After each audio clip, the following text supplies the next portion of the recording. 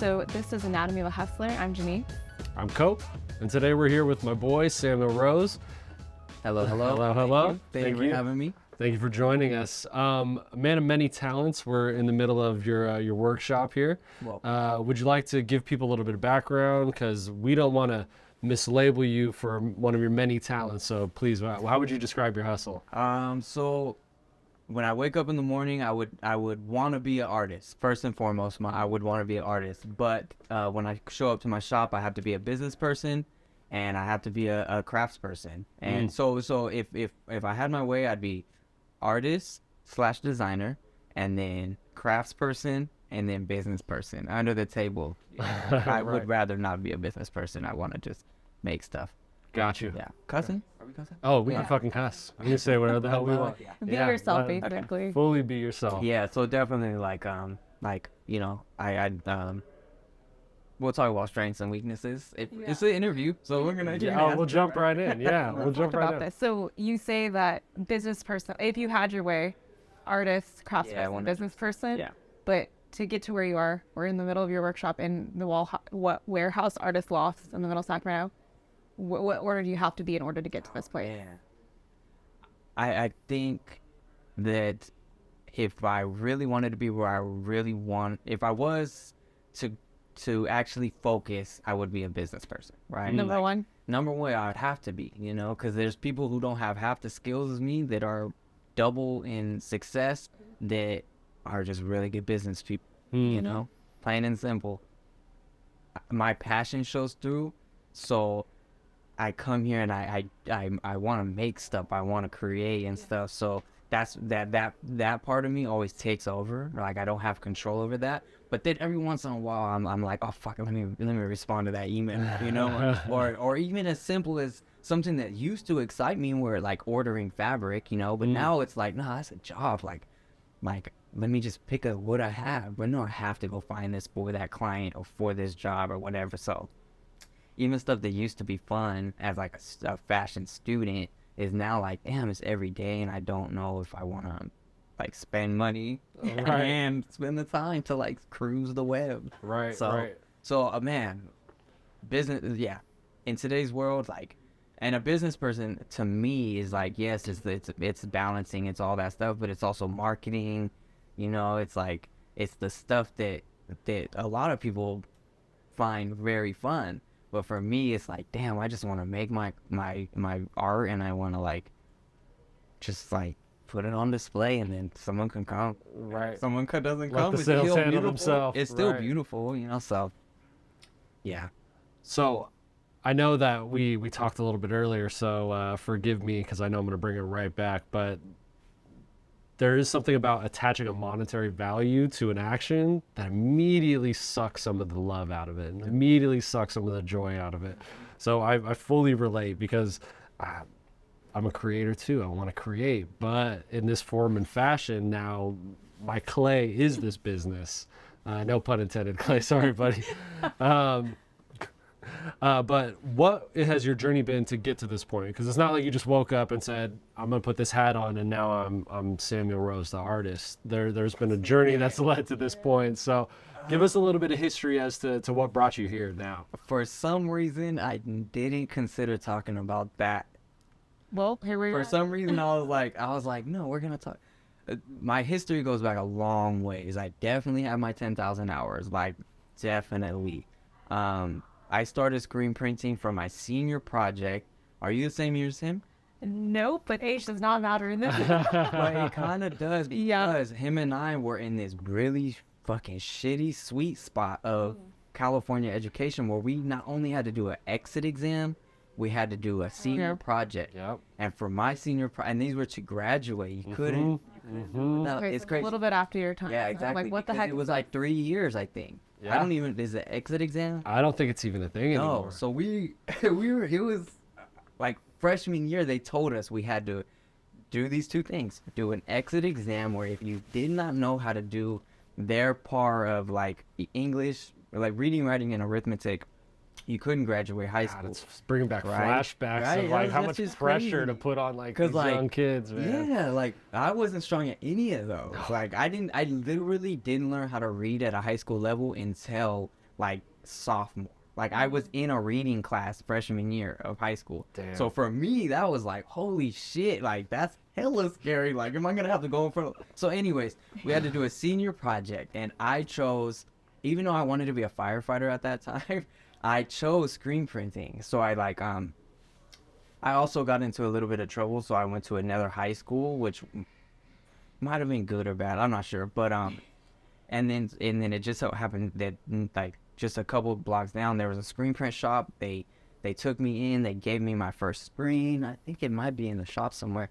And then they taught me the ropes, and they taught me really well. Like they were hands on, so they taught me everything like that I really needed to know. Not the not so much the graphics or anything, but like the emotion, the burning, all that stuff. So they taught me that pretty early, and then I graduated. Hey. And then right after that, I moved out of my parents' house. I moved downtown, and then I was working like 2-3 jobs at one point. My toes were going numb. I found out a little loophole that Macy's furniture can't kick you out for 1 hour. So I would go take little naps at the Macy's in downtown Plaza, you know? And There. yeah, is it still there? Is it still Yeah, so think it Oh there's shit, that's crazy. That's crazy. I don't really go there anymore. But and then I was just like, dude, this is too much. I'm down to work, but I don't want to work for other people and make them hella money. Like if my toes are gonna go numb, I'm gonna do it for myself, right? So I went to one of my best friends at the time, Erase, and I was like, dude, let's be a boss together. And he was like, I'm down, but how? And I was like, damn, I don't know either.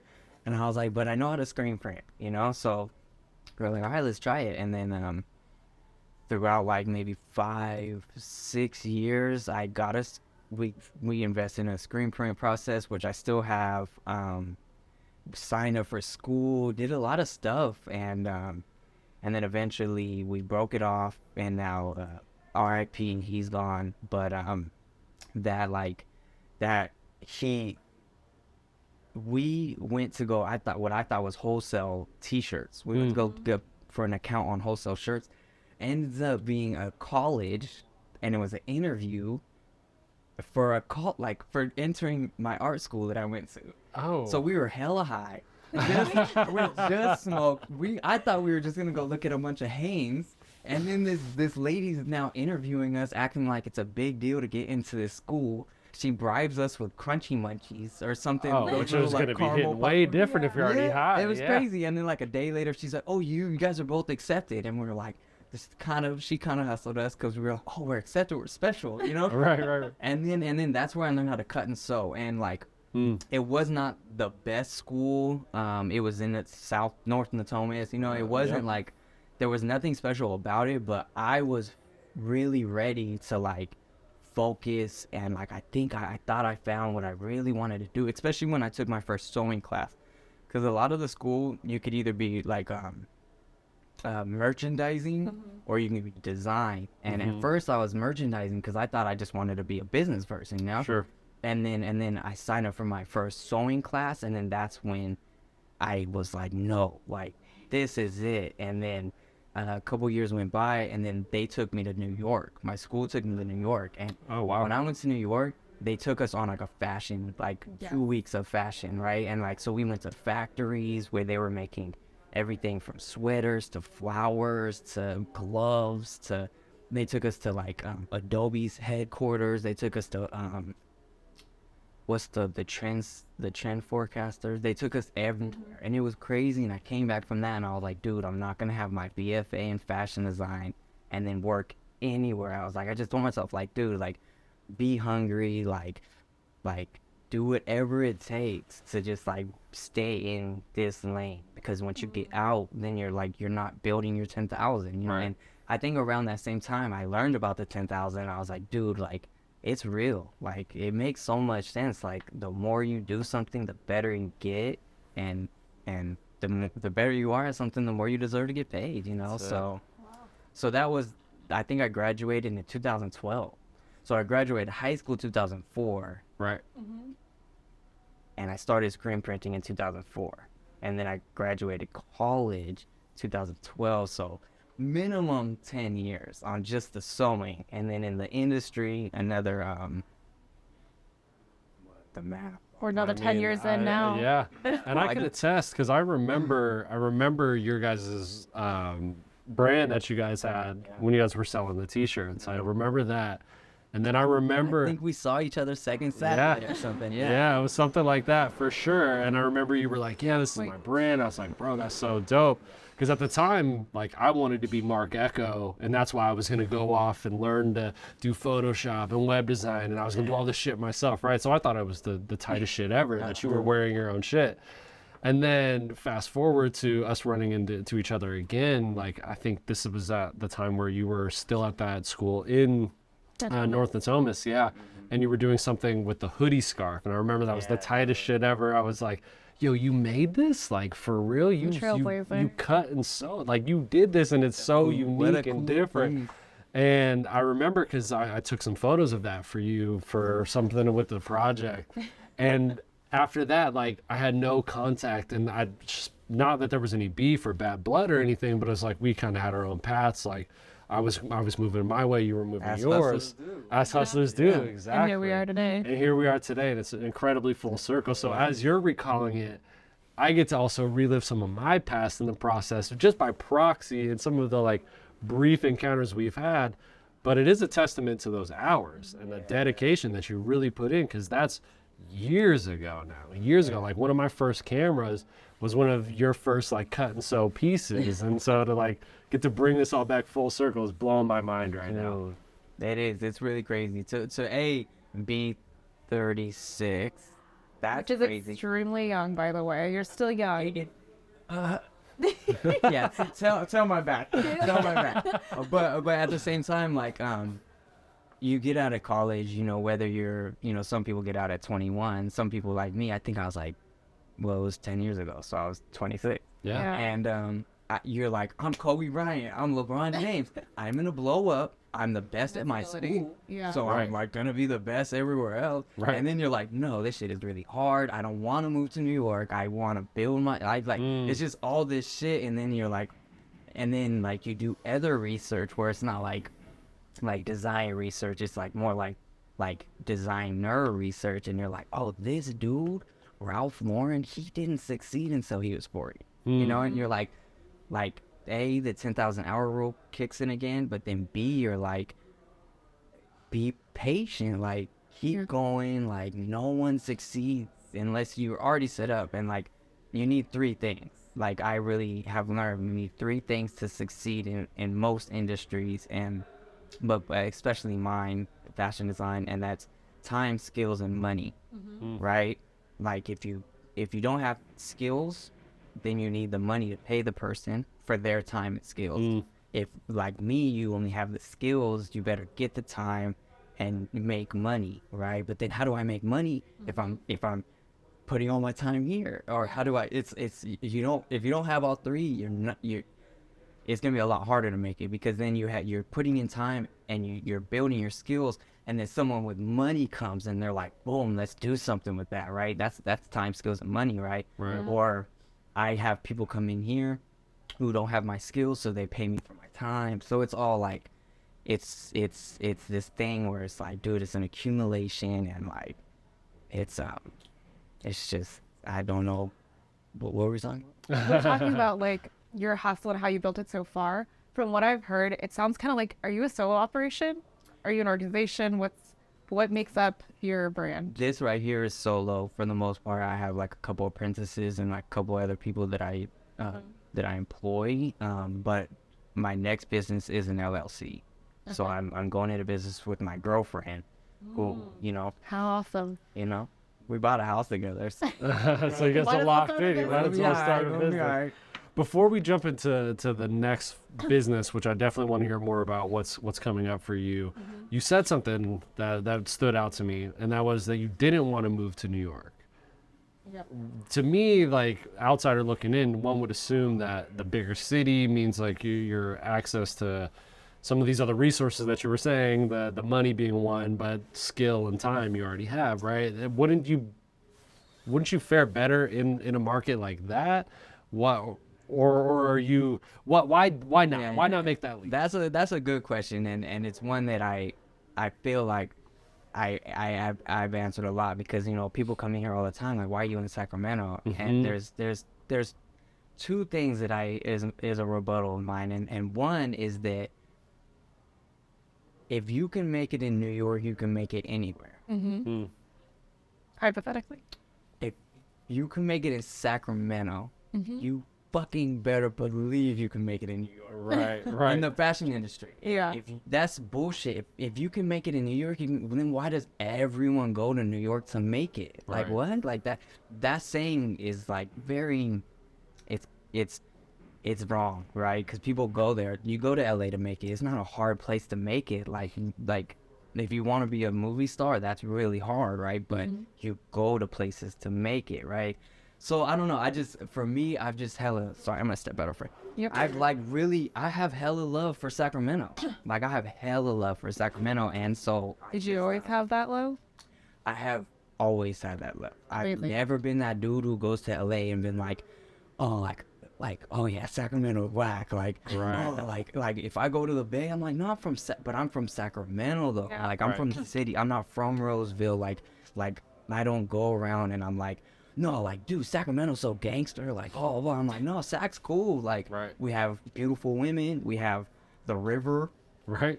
What else? The capital of the California. Like that, I don't say it much because it's like, oh, well, that's all you are. It's like, I don't even, like, yeah, but I don't know any politicians. Right. So, Right. but, I've always loved it, and there was a point where this could not have happened, but now we're in a revolution, we're in a little renaissance. You're not the first person to say that. Right. Recently, and it's true. Like, I couldn't have made it, but now since I can, maybe I should be the one that builds. Then like in like 10 years, I can be like, dude, Sacramento has this industry, and I'm one of the reasons why. But Right. no one in SF can say that. This is Right. what I was saying. I was telling him my first memory of you, because I floated around in SAC a little bit. You had a show at, what's it called? It's next to Phil's Coffee, the Icebox, right? You had a show in that little shop, and I went there. It was before Tiger opened. So the chef of Tiger came in, did a little appetizer, some like beef tuna thing. That everyone was like, what the heck? And everyone's like, so when's the show starting? And everyone looked around and we were waiting. And I was like, hey, I don't know. The model started walking in, like the music started playing. It wasn't like this grand entrance, and I thought that was so slick. People were confused because they weren't used to that. People in Sacramento weren't used to that style. If you were in any of those big cities, like, it would be normal, I guess, or more like common. And so what that made me think about you in what you were saying, it's like, if you're trying to make it here in Sac, it can change the fabric of a city. If you start establishing that as like, this is not odd, but this is the norm. And I think that's so important to like your brand and the culture of Sacramento. Like, I remember that very distinctly. I was like, who the heck is Samuel Rose? Why am I here? And then it was a really good event. Before Tiger even opened. Collaboration with Olga. Yes. Okay, all good. That's what it was. Yeah, that was fun. And that was That was a long time. a long time That was when ago. I was still over there. Yeah. Think, for sure. So 5, 6 years ago. Yeah. So how important has collaboration been to your success? Because I feel like that's a running theme. You had an original business partner. You partner with someone here to share the space, and now you have a new business partner. Yeah, I mean, in that sense, I feel like I couldn't. I don't think I've done anything by myself. You know, like, my day-to-day is by myself for sure. Like, I make a product and then I sell it. Yeah. That's me for sure. But like, if I put on any kind of production, any kind of photo shoot, like I don't style any of my models. Like Hagen Valencia, he's my guy. I went to school with him. He's my barber and he's my like stylist. That's Same. Cause I'm like, dude, I know how to make shit, but you know how to put it together better, right? And I'm like, dude, I don't wanna take my own photos, you know, like, I wanna put that to the right best person. So even styling is like I'm like, dude, like, I don't wanna do it by myself. Did you always have that openness for collaboration, or is that something you had to learn? Sacramento was a different place. It was like a very Were people receptive to that? Yeah. Not really, no. I feel like Sacramento was like a I mean, yeah, it's like, oh, you're doing a brand, I'm doing a brand, like, Yeah. let's It's not cutthroat, collaborate. right? It's just like small. small town like hater, like, Yeah. oh, I know Samuel Rose, like, he's not doing anything. It's like, dude, but now it's not like that. Like, Right. and maybe it's because I'm elevated, but I don't hear anyone like, God, nothing you know, anymore. I feel like it's finally come to a point where it's like, oh, let's lit, like, Yes. or at least let's not, like, Put shit people on it. Right. Yeah, let's at least like, I don't mess with them. I don't mess with them. Right. I don't hate on them. You know, like, I think it's finally gotten to that. But no, at first we were always down. But like, two things. First, we were kind of like kind of ahead of it a little bit. Like, no one was screen printing. Like, people were, like, for instance, the person we got it from, but they were doing like punk rock posters. They weren't doing apparel. And who else? I can't really think of a lot of. Even when we got into school, like, there were people doing. I think that you're right. It's not just because you've elevated. It's because Sacramento as a whole has started to embrace having a culture. As prior to that, I think it had been so much of this. We're living in the shadow of these bigger cities They that say the people, stepchild of Bay Area. absolutely, that stepchild mentality of like, Yeah. fuck you and fuck them and fuck everyone. Like, Yeah. nobody wanted There's to not see enough anyone pie win. for all of us. Right, because we didn't think anyone can eat, and there has been this shift and this energy it's palpable. Yeah, it that feels good. It feels really good now to where you can actually reach out to people and be received, and it's not so much of a like, what is this person trying to take? It's less of an extraction and more of a collaboration that Yeah. people are like actually prone to like reciprocating. And I think that you are at the front of it in a lot of ways for fashion, and you deserve all the credit for when we revisit this conversation 10 years from now, dude, when Sacramento has its own please. thriving hub for creatives and creators in the fashion sense in a way that we probably wouldn't have ever even seen years prior, right? And I think that shift and that willingness to collaborate is incredibly important for the growth of the city as a whole. Now we just need to learn how to pay each other. Yeah. That comes up. Your salts and all the verse are going to talk about that. Right. But like, I want to hear your perspective on that. Like, I just feel like even governmental. Oh man. go ahead, you can call it. Go ahead, Like, call it out. No, Let it air it no, out. it's- okay. So, I have a little bit of animosity towards what the government sees as art, right? Ooh. Like, if you look at who gets funding for art, like, who gets it? Like, who do you guys know who have been funded by like a governmental grant? Mm-hmm. Was it for colder ones so that? Okay, that's a whole nother. Don't even. That's a thing. That was the very Sacramento. And then for a businessman in Sacramento, you're like, oh, like, yes, let's bring these artists in, but then you're also like, fuck, Like, dude, we got hella talent here. Why are we flying in these right. motherfuckers from all across the globe to paint? Yeah, I'm remember that. I'll fully say it on camera. Yeah. Do it. Fuck that shit. Yeah, no. We got too much talent in No, Sacramento that for you're sure. paying motherfuckers from out of town to come and paint buildings. for sure. Fuck that right, shit. right. As someone who painted buildings without permission, fuck that shit. So it's very interesting, and then so you're talking about painting, and that's kind of that's where I was trying to get at is Right. that The murals. there's all this money being put into like painting, and I'm like, dude, that's so cool, but there's poetry. I was gonna say film, but they actually just did like really cool grants for film, but I still feel like there's these huge gaps of like what is art, and it's like, dude, like, I know that you can be a fashion brand and be all about yourself and not have any kind of like cultural or like societal like positive inputs, or you can not be that, and you can actually be like, no, like, I have multiple interns, there's money to be made in fashion, like let's train and let's do all this shit. So that's part of my next venture. But still, I just feel like there's not enough grants going towards other arts, right? And I think the reason why, because I've worked on like the nonprofit side and the grant side, is exactly what you said. Like, they're looking for art that has an impact, right? So like for murals, it has an impact because it visually makes our city beautiful, right? And then And don't get me wrong, I appreciate the murals. I Like do I too, do, but and I love them. I do. fighting for that. I'm saying Like it is a for- big step for Sacramento. Yeah. Absolutely. Yeah. I'm It's like, fully yeah, supportive. for But sure. as someone that loves Sacramento like you, I'm right there. But you with caught on to something, didn't you? With your next venture, you caught on to like how does art make an impact, and how do you make an impact on art in your city? Totally. And it's just like, so I spoke at a creative economy panel a while back for Creativity's Plus is, they're not, are they called anymore? But it's Design Week. Yeah, it's Design Week. And, Okay. and it was like a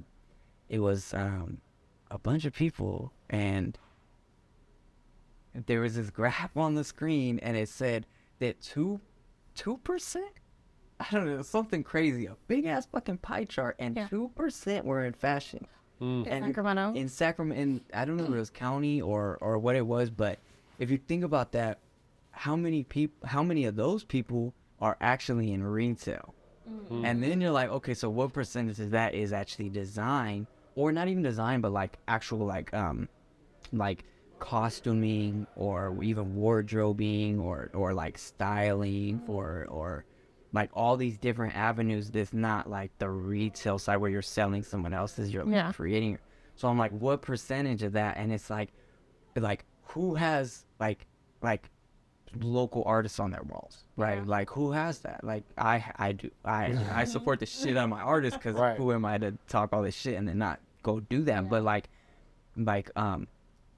everyone here has clothes on, right? So it's like there's 2% of the people that produce 100%. Like everyone has multiple garments on right now, and who, like, that means that no one is Because making 2% of that fashion designers who are contributing to the creative economy in Sacramento. That was the stat. And I don't even, it's people in the fashion industry. So that could be people who own retail stores. Yeah. Right? And it's a census thing. So it's like, oh, like, Self-identifying, yeah. or even like, okay, I'm not making money doing this, so I don't put it on. But then that's an issue too. And that goes back to like, yeah, pay, like, my dude, like. So can I ask, how do you make your money? Or how do you generate revenue? So I don't really know, but I have a lot of shit. I have a lot of shit that I do. Like today I did like my pile of like repairs.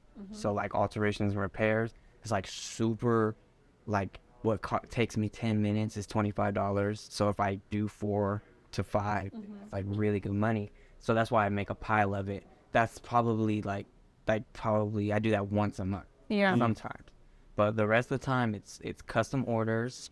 So now we're only gonna talk in here. So like everything out is my new business, which is something different. So in here it's custom orders, it's like my one-offs and my ready to wear, and then some of the pieces I produce, like a lot of the hemp garments, I'll try to keep them stocked. But it would be in here, it would be custom, so Bespoke by 7 Rose, which is a label, BSR, which is my ready to wear, and then repairs, I guess, would be in here. But since I'm creating a new business, then this is where it starts to get really confusing, and where I'm glad I have my girlfriend, because she's strategic, and when you have a business, you better know how to talk about it, right? Yeah. So I know how to talk about each, but now how do I separate? That's a whole different thing, because the new business is called Top Stitch Productions. It's production, incubation, and education. So with that, I'm going to be producing soft goods, and soft goods is basically everything that you can make with a sewing machine. So I'm going to focus on like a service industry for a little while, focus there, and then going to just expand very slowly, but focus on high quality. Like that's like high quality images, high quality garments, high quality work environment, thriving wages, very important stuff. And then incubation is something that I do in here right now, but I'm going to move it to Top Stitch Production. And incubation is somewhere where basically you guys have a clothing company, you have fire designs, but you don't know how to make those concepts into tangible, like, right? So then so with incubation, I can be conceptual, which is like the design, the creative, right? Or I can be technical. where it's like, dude, it's technical design because I'm figuring out your design and figuring out how to make that real. So I have a That's like not concept, easy. and I want to get a pattern, and I need you to help me create that pattern. Is something with the incubation part is. Okay. So you'd come to me and I'd set you up for pre-production, and now not only that, but I have a production house to then put it into production. If I can facilitate that. If you're asking for like a crazy like a bag that's like the Jenny like seam sealed like zippers and shit like that, okay, like that's probably a China thing because of how like America doesn't have that technology. That's a whole nother podcast. So incubation and then education, which is another thing I started doing in here. I was doing like bucket workshops and a couple other like kind of entry level the sewing workshops, just 4 people at a time. And that was kind of just like date nights, or there was like a group of girls who like really wanted to learn how to make a bucket hat. So that kind of ranges. It would be entertainment or like education, but I really want to focus on the youth. 16, it would be the sweet spot because I feel like you can kind of get yourself around, but then you're also like, you're so like, what's the mature enough to like handle I was gonna say you're still kind of pliable, right? So it's like, oh, let's get you started. You know what I mean? But so those would be the 3 things that I'm doing at Top Stitch Production, which is like over off of 19th Street by the Bark Park. Yeah. Oh yeah. Oh, really close. Right across, yeah. So those are like those are I guess the way that I pay my bills, which is crazy that I paid my bills for like 10 plus years off of nothing but this. Yeah. Like that's pretty, like when I think about that, I'm like, damn, I never really thought that, I would work for other brands, and that's like really lucrative. And then when I'm like, how do I do it for myself? And it was really slow at times, but then it's just crazy. Like, I'm sure you guys know, like the feeling, right? It's like, holy shit, like, It's like uncovering a puzzle. it's crazy. So when you say, how do you make money? I'm like, dude, sometimes I feel like I don't. But then I'm You still got a paying my house. bill. Yeah, it's crazy. You're living the artist dream, right? Yeah. But you're taking it to the next level. Yeah. I don't know. I am, because I don't have to come in if I don't want to, but I want to, and that's a dream. Like, I would want to come in every day. Again, I don't want to hop on my computer. Like, I want to be doing this. So, like, that's really cool. So, like, I'm really happy, and I feel like, I don't know if, like, luck is a weird, like, concept, but No. Kind of sounds like you put in more work than Yeah. you can call it luck. a lot of people say you're lucky, and I'm like, for what? And I'm like, yeah, like, I'm a white straight man in America for sure. I know my complexion protection. I know that like my parents had it good. They had it like they weren't on the bottom, so then I'm not on the bottom. So I understand all that for sure. Like that's luck, I guess. Like I had no control over that. Being able to graduate college and then like not having anything going on and then moving in with them, like I don't know, like that's pretty, I feel like lucky about that. But like they didn't give me money to do any of this, but my dad sewed. My dad was a sewer, so I guess I'm lucky on that sense. Following this, like, like I grew up with like sewing machines in my garage, so I guess there's like, is it luck or is it like this is where you belong? Yeah. Sure. Like if this was a communist country, they probably would have been like, yo, you go sew, right? And then it loses So- a little bit of the appeal at that point, right? Right, but damn, I would be happy. Like the only person in communist countries that's like, I love doing it. I was made for this shit. Like, Like you just so happen to stumble into your passions. Right. And that's what the government is. You're right. that'd be crazy. But it is very, I feel like. It sounds like a combination of luck and hustle, which would lead me to the next question: is how do you define hustle?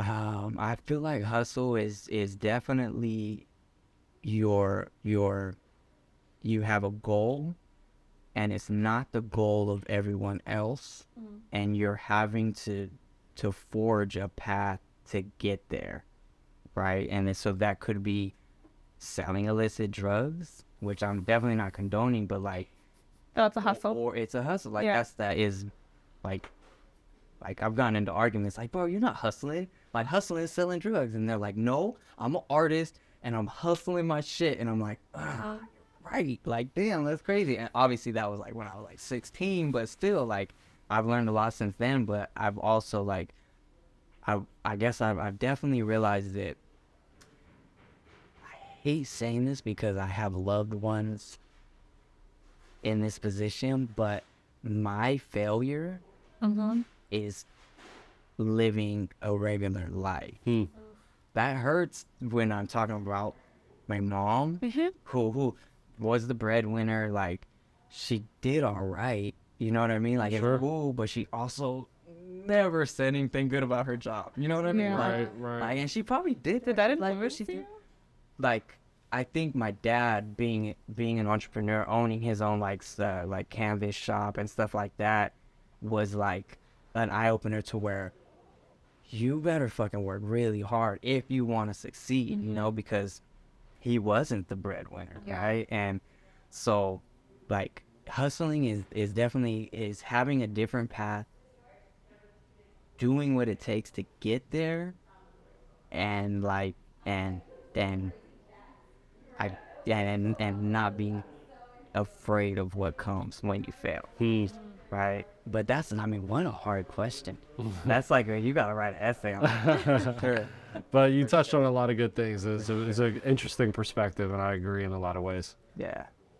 So would you define yourself as a hustler now? Yeah. Tell your 16-year-old self. 100%. I mean, but looking back, like, yeah, I always was, right? Like, like even when it was like, oh shit, like you want to go buy those new shoes? Well, how? Like, you get $20 a week for allowance for lunch money. So like, what comes next? It's like, oh shit, well, like whatever. Carlos's mom said that she'll pay us to wash her car. Then we split that. That's $5, and then so yeah, it's like, it's I don't think you wake up. Well, first of all, success isn't woken up to, right? But also like hustlers have something in them that like is kind of like foreign to other people. Like, I can't sit down unless I'm like, it's time to sit down.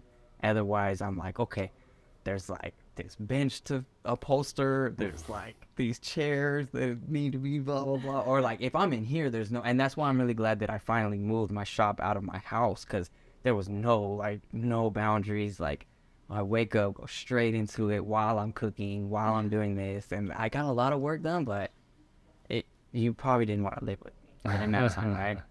And that's like, bringing the hustle home is, Yeah. it's cool in your 20s, Right. now, but need separation. I take Mondays off. Nice. Like, Respect. don't call if you call me on Monday, I won't respond. Like, When unless it's about something else. Probably like 3 years ago. Okay, so recently. Yeah. I'm like, dude, I take a nap. Like, I still work on the house. I still do shit, but I don't answer any business calls, and I make sure to take an hour nap. There you go. Like, Protect your peace. I do. I And don't I'm hear a like, lot of hustlers say that. dude, Yeah. it's like I fucking love it. I love naps, and I don't get enough of them. I respect it. I'm a big fan of naps too. Yeah. I'm with that. Yeah, and if you're just like, dude, Monday I'm gonna take a nap.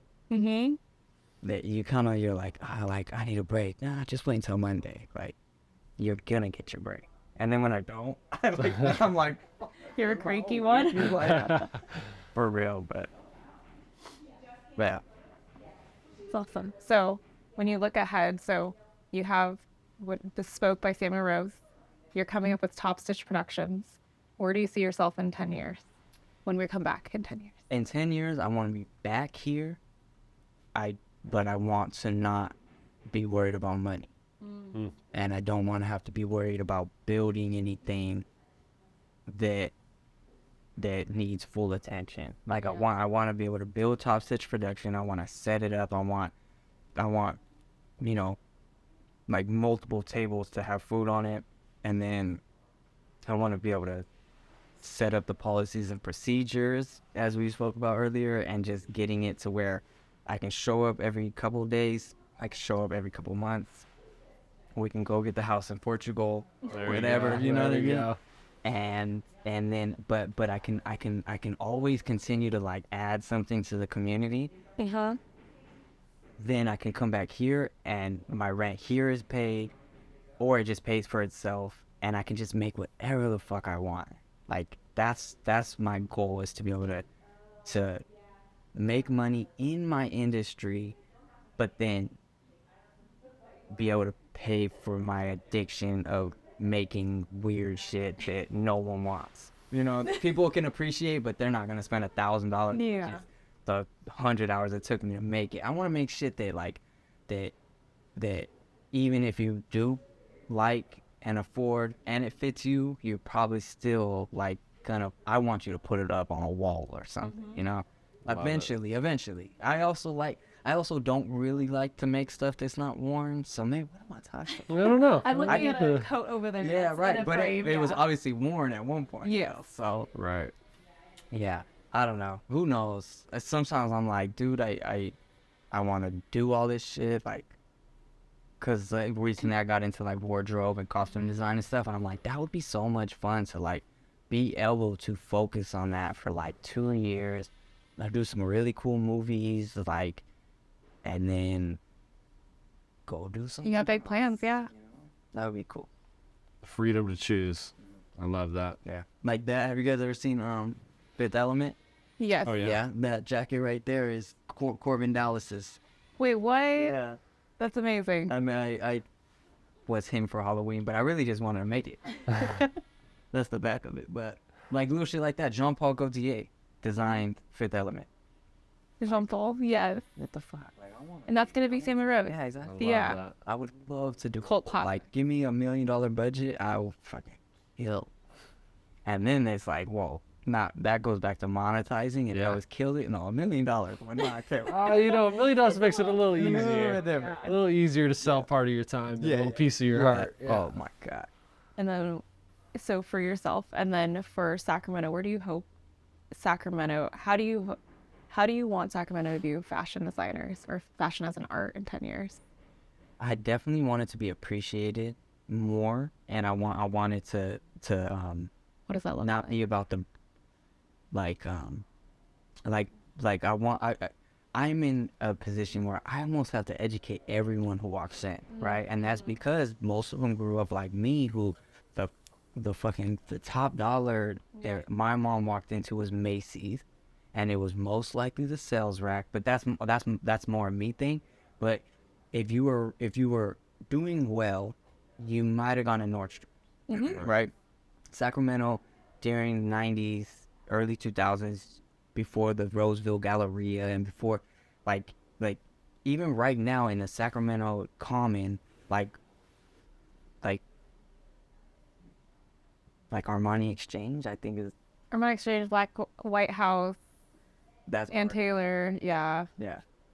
that's like rich people invest in that. So you say rich, but I think of quality, because my first sense of quality was like an Old Navy T-shirt, and I was like, Dad, this is some soft shit, and he's like, it's cotton, and I'm like, no, it's not cotton. He was like, it's just nice cotton. I'm like, what? Like, this is crazy. And that was Old Navy, and I was like 10 at that time. Right. So if you grew up like me, you don't know what quality is, you don't know why you spend more on quality, and then like you have these weird senses of like, oh, wool is itchy, and silk is this, and linen is this, and then you're like, oh, but no, like if it's done right, if it's done in the right pieces, like, and then like how do you finish stuff? And it's all things that if I didn't travel, if I wasn't in fashion, like I wouldn't know either. So then when you come in and you're like, oh, why is this shirt $200? And I'm like, well, I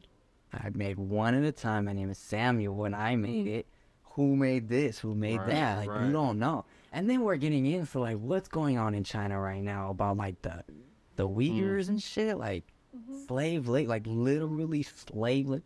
So that's another podcast Yeah. too, Another podcast, but right? But then, People to be educated. yeah, 100%. But if Sacramento's gonna be the farm to fork, why can't we be the cut and sew capital Yeah. too, right? Ooh, dude, I mean because it's kind of perfect, because yeah, like the prices are much cheaper than LA and New York. Like everyone has family here. Like I feel like everyone in California they know has someone. someone in Right. SAC, right? Right. Like, Yeah.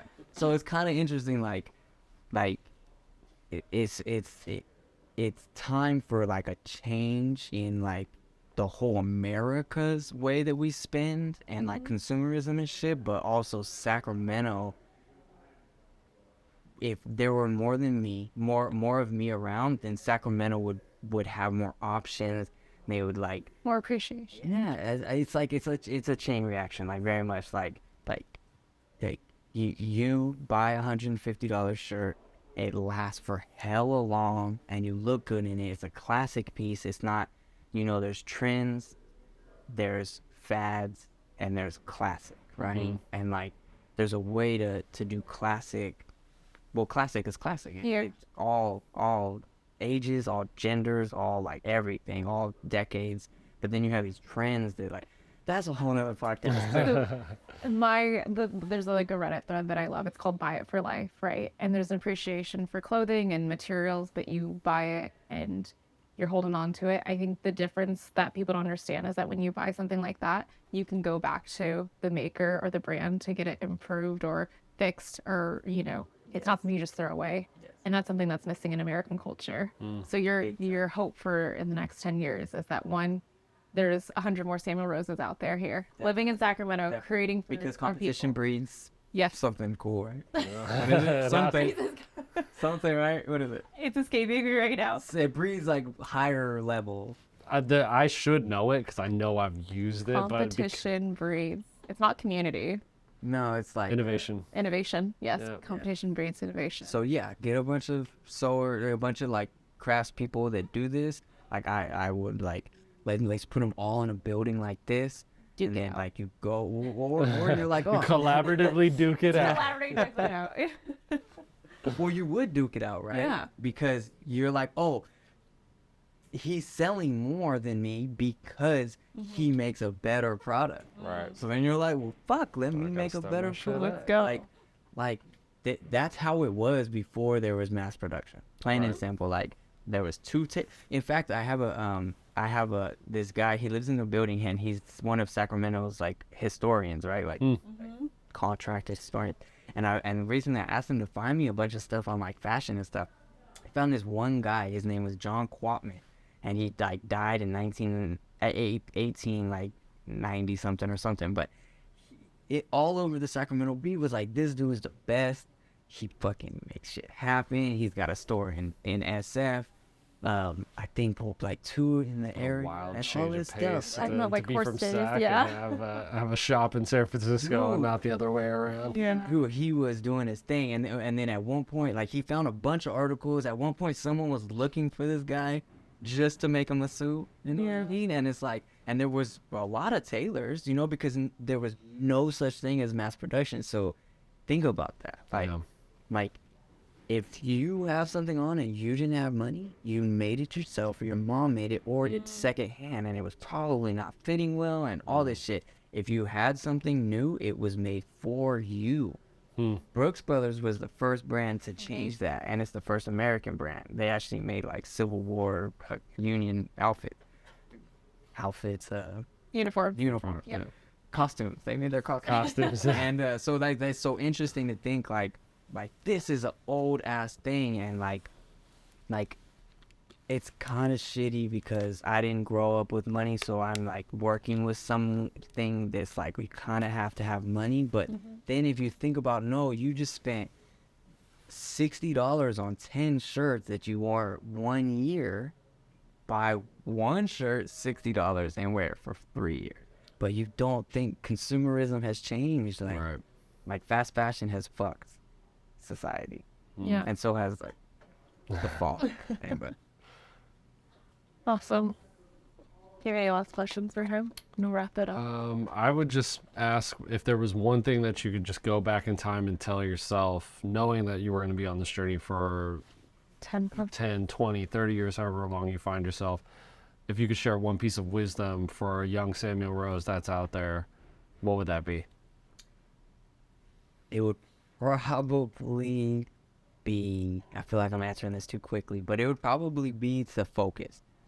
Like as a young person, I think I mentioned earlier, like I tried to do everything. I tried to be my own photographer. Maybe it was out of ego. Maybe it was out of the fact that no one was around, right? Yeah. But like I tried to do everything. Like, and now as I've mentioned, like I if someone's really good at something, I will like, There you go. please Yep. come and do this for me.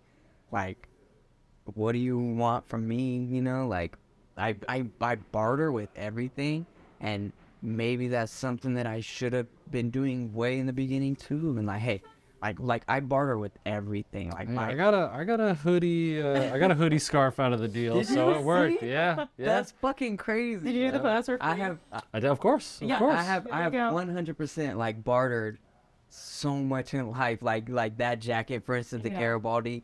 I bartered the jacket back from him. I bartered the frame. It's $1,000 frame that I bartered, right? My AC was fixed the other day because my neighbor's an AC guy, and I like printed or like I embroidered some shirts for him. Like That's the way, That's man. a hustler way. That is. Negotiation. It really is. it's I guess like I say these things like I learned to focus, right? I learned that I'm like, okay, don't do everything. Get really good at a couple things, and then like get paid really well for those things. Like, so I learned that like not too long ago, and I learned a couple other things, but I still feel like it would be like bad not to mention like the golden rules, like that one blog that I've never been able to find again, but it was basically the 21 top things to do, the 21 hardest and top, like I think there was actually a parenthesis in it, and it was a long title, but basically 21 things that you have to do to succeed that are really fucking hard, like really hard. One of them was the couple that I really took away was keep the right people around, right? Like, if they're your best friend, it doesn't fucking matter. If they're not helping you, they're hurting you. If they don't have the same, like, ambitions, all that shit, you have to just Let it. say la vie. Yeah. You know, you have to just, dude, we'll see each other soon. You know what I mean? That's it.